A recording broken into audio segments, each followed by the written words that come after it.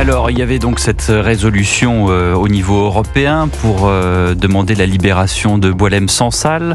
Rima Hassan a voté contre. Les insoumis Anthony Smith, Arash Saedi et Emma Fourreau aussi. Manon Aubry s'est abstenue. Et je ne sais pas si vous avez regardé effectivement le Twitter de Rima Hassan, mais elle explique en 7 points pourquoi est-ce qu'elle n'a pas voté. Enfin, elle explique. Qu'est-ce qu'elle raconte? Je retiens une phrase quand même de ce long paragraphe, cette longue logorée dont on va épargner les auditeurs, mais elle explique quand même, point numéro 6, je crois, de son développement, ne pas voter cette résolution, ce n'est pas s'opposer à la libération de Monsieur Sansal. Alors là, c'est une jolie pirouette. Intéressant. Mais après, plus sérieusement, quand on prend... Elle dit ne pas voter ce texte, en effet, ce n'est pas s'opposer à la libération, c'est s'opposer à l'instrumentalisation qui est faite de son cas. On a là quand même un écrivain de 75 ans qui est en train qui est en très mauvaise santé dans les geôles algériennes, et on instrumentalise son cas. Mais ce qui est extraordinaire dans cette histoire, c'est que, donc évidemment, ça symbolise ce qu'est la France insoumise, c'est-à-dire des humanistes de façade qui choisissent sciemment et électoralement leur cause, mais surtout, ce sont quand même les rois, historiquement, de l'instrumentalisation, notamment de l'instrumentalisation pour sortir des opposants politiques. Moi, je suis remonté un petit peu dans les archives et on trouve quand même des choses extraordinaires avec la France insoumise. Typiquement, 2019, et c'est encore le cas aujourd'hui, la France insoumise demande la libération d'un certain Georges Ibrahim Abdallah. Oui. Alors, pour ceux qui ne connaissent pas, c'est un militant communiste libanais, si je ne dis pas de bêtises, qui a été condamné à la perpétuité en 1985 pour le meurtre de 2 diplomates, un Américain et un Israélien. Oui. Et ça fait donc des années que la France insoumise demande la libération de cette personne qui a donc tué 2 diplomates. Et elle dit, la France insoumise, que c'est un acharnement politique. On parle d'un assassin. L'instrumentalisation. Donc, Boualem Sansal, qui a eu pour le seul crime de parler librement et d'écrire des livres, assez magnifiques d'ailleurs, ce n'est absolument pas un acharnement politique. Il faut attendre avant de savoir pourquoi l'Algérie le retient dans ses geôles. Par contre, un assassin communiste, alors là, c'est de l'acharnement Jean-Claude Dacier. Moi, j'attends avec impatience le commentaire qui serait tardé de Jean-Luc Mélenchon, tout de même. Il va s'efforcer, lui, d'expliquer l'inexplicable. Parce que, franchement, voter contre, en dépit de toutes les explications de Mme Rima Hassan, en 6 points ou en 7 points, ça n'a pas de sens. Enfin, c'est un homme qui devrait déjà, et depuis longtemps, être libre. Il n'aurait jamais dû être incarcéré. Il est lui-même instrumentalisé à l'évidence par le gouvernement algérien. Très intéressante aussi à la politique et la position de Manon Aubry, qui s'est abstenue. Elle est partout, tout le temps, à droite et à gauche, sur tous les médias français.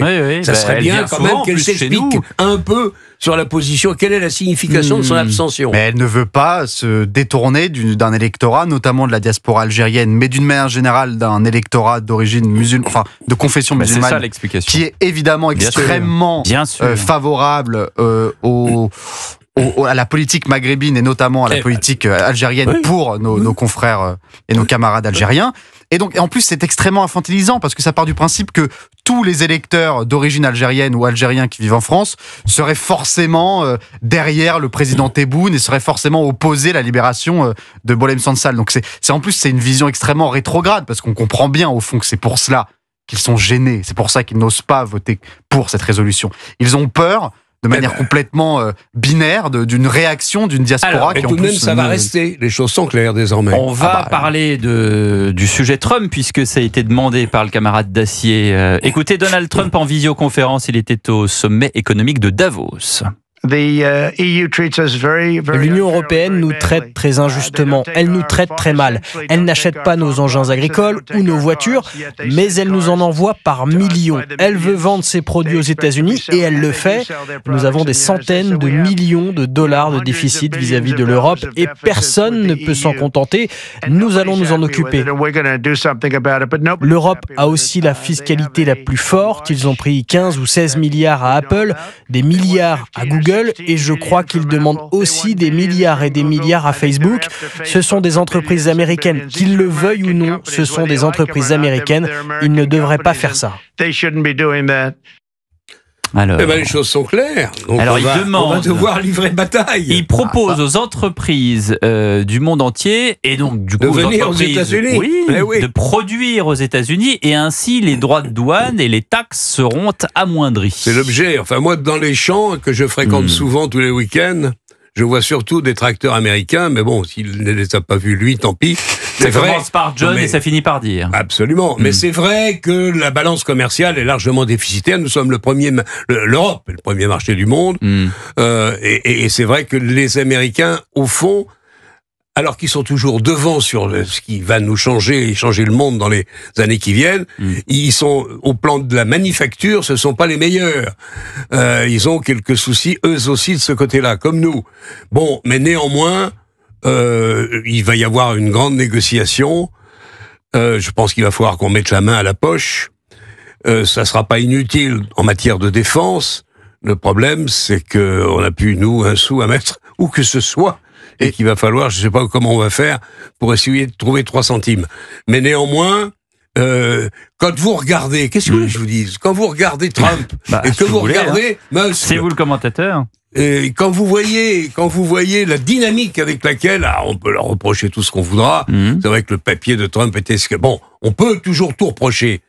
Mais quand vous comparez avec la Commission européenne, grand bien à leur face, je suis pas contre les 10 ou 12 ou 15 commissaires qui sont sûrement des gens très bien.